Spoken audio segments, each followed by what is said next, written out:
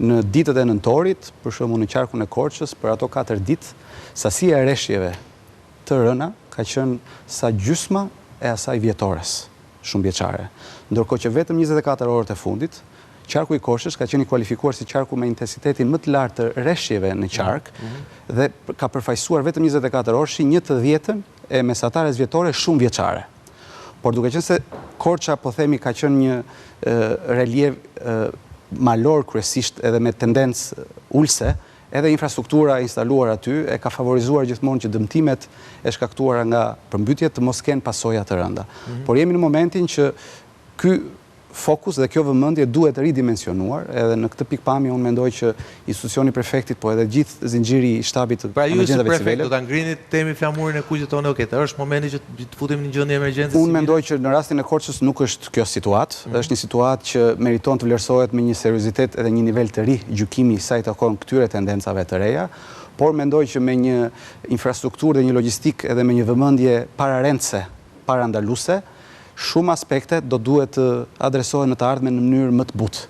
Por na duhet pranojmë një parën që fokusi i mbrojtjes civile nuk është vetëm një dimensional, i lidhur po themi vetëm me zjarin, vetëm me borën, vetëm me fatkeqësitë natyrore të shkaktuara nga shiu, po duhet të jetë gjithëpërfshirës dhe në kuadër edhe të vëmendjes qeveria është duke i dhënë rajonalizimit të këtij shërbimi, për ta qëndërzuar edhe për të rritur eficiencën e mënyrës së reagimit.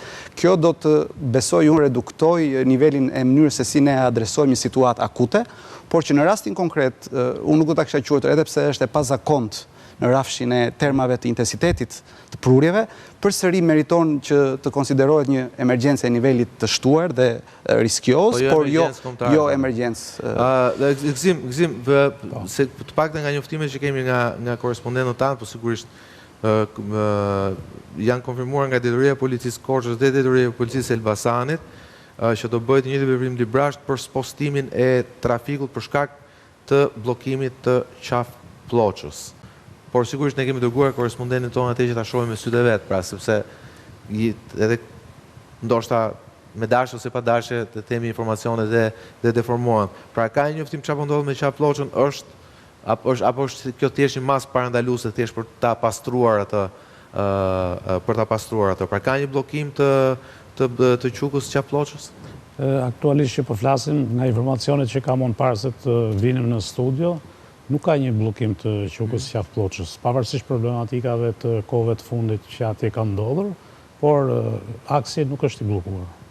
Pra aksi vazhdon të jetë i qarkullueshëm. Pra kjo ideja që mjetet po drejtohen nga qafthana, mund të jetë një masë përkohshme për... Aktualisht nuk kam asnjë informacion të kësaj natyre. Që qukës qaf Ploça pra të jetë bllokuar rruga e re. Këtë informacion kam edhe unë. Dhe ju keni informacion apo? Okej, ndërkohë Durrësi u kthye në kryeqytetin e përmbytjeve pas 40 orëve të rënduara nga rreshtet e mëdha, të cilat sollën skena biblike në rrugët e qytetit bregdetar. Uji sot është tërhequr, por duke tërhequr ka zbuluar dhe bilancin e rënd të shkatrimit, sidomos në banesat e qytetarëve. Ndjekim kronikën e dërguar tonë atje Blona Prengsaj.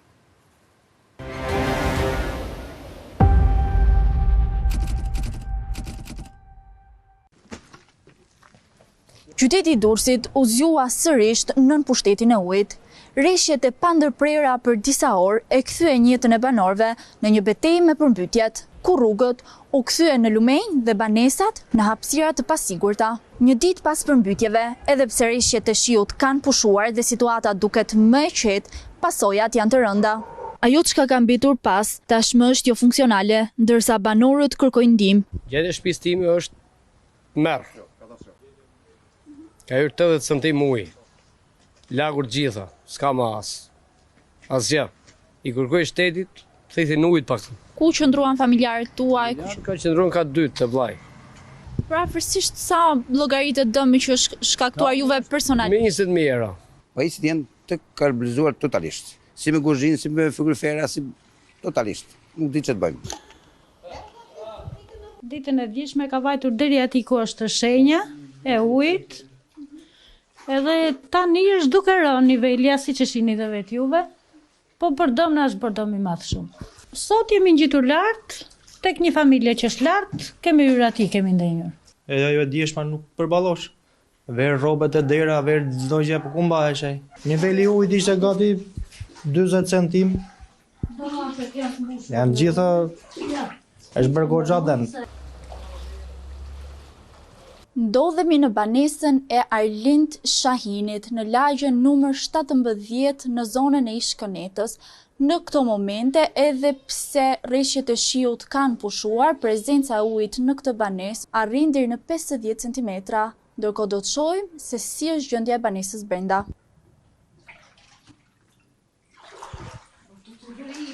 Përmbytje më e madhe. Ka ardhur herë tjera, ka ardhur më pak, po Keni arritur të shpëtoni ndonjë orendi, ndonjë pajisje? jo asgjë. Ferin a odoq, lavatrice odoq, bufetet që në këto i